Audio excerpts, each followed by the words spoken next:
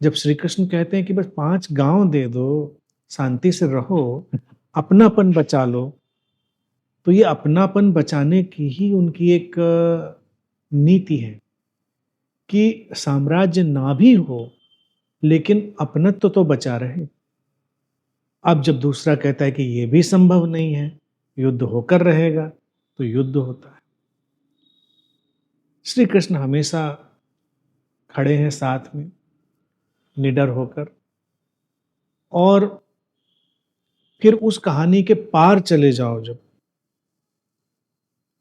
जब श्री कृष्ण के अपने वंश का विनाश होता है, उनके अपने संतानों का, उनके अपने प्रियजनों का, उनके सब कुटुंब का, तो वो उसके भी तटस्थ दृष्टा ही बनते।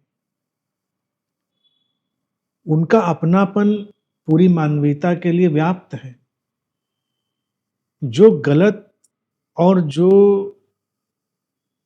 अमान्य चल रहा था, वो उसके साथ नहीं खड़े हुए। उन्होंने देखा मिटते हुए,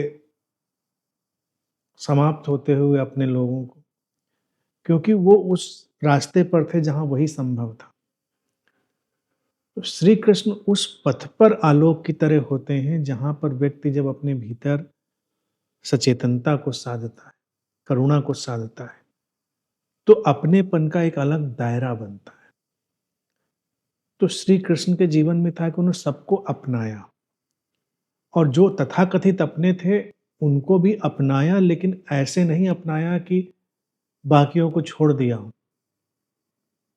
अपने भी अगर दुष्ट निकले तो उनके साथ भी वो तटस्थ ही बने रहे, और जो उनके रक्त संबंधी नहीं थे, अगर वो ज्यादा समर्थ, सक्षम और खुले ग्रहणशील, सचेतन हुए, तो उनके साथ वो उस तरह से बहे। तो यही होता है, फिर समय की सीमाओं को पार करके भी लोग उनके अपनेपन को आज महसूस कर पाते हैं, जिसको भक्ति लोग कहते हैं। तो भक्ति क्या होती है?